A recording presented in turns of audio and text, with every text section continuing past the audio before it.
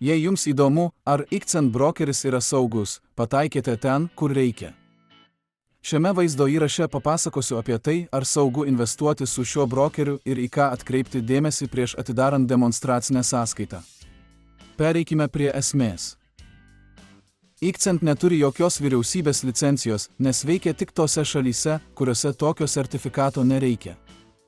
Ikcent yra labai populiarus brokeris, turintis labai turtingą pasiūlą ir puikius analitinius įrankius. Jei norite atsidaryti sąskaitą pas šį brokerį, nuorodą rasite šio vaizdo įrašo aprašyme. O jei ieškote brokerio, kuris yra sertifikuotas, tuomet aprašyme taip pat rasite alternatyvų brokerį. Norėdami atidaryti demonstracinę sąskaitą, eikite į brokerio svetainę, kurią rasite šio vaizdo įrašo aprašyme. Jei atsidarysite sąskaitą naudodamiesi mūsų nuorodą, gausite prieigą prie nemokamos demonstracinės sąskaitos ir papildomą indėlio premiją. Viršutinėme dešiniajame ekrano kampe paspauskite mygtuką ir įveskite savo pašto adresą bei slaptažodį. Tada patvirtinkite registraciją ir viskas baigta. Po kurio laiko būsite perkelti į prekybos platformą, kurioje galėsite išbandyti savo strategijas be jokios rizikos. Čia rasite prekybos konfigūratorių, kuriame galite keisti galiojimo laiką, investicijų dydį ir kryptį. Jei manote, kad artimiausiu metu kaina kils, spauskite žalią mygtuką.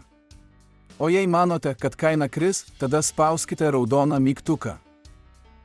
Norėdami padidinti savo investicijų efektyvumą, galite sukurti savo strategiją pagrįstą platformoje esančiais rodikliais. Čia galite rinktis iš daugybės turimų rodiklių, kuriuos galite neribotai konfigūruoti. Prieš įnešdami pirmąjį indėlį, rekomenduoju išbandyti strategiją demonstracinėje sąskaitoje. Norėdami įnešti pirmąjį indėlį, tiesiog spustelėkite čia ir pasirinkite vieną iš galimų indėlių būdų. Užstatą galite atlikti naudodami internetinės piniginės, kriptovaliutas ir kredito korteles. Priklausomai nuo to, kurioje šalyje gyvenate, mokėjimo būdai gali skirtis. Norėdami atsiimti savo indėlį, turėsite patvirtinti savo paskyrą. Turėsite patvirtinti savo tapatybę ir gyvenamosios vietos adresą. Tam turėsite paruošti asmens tapatybės kortelės arba paso nuotrauką.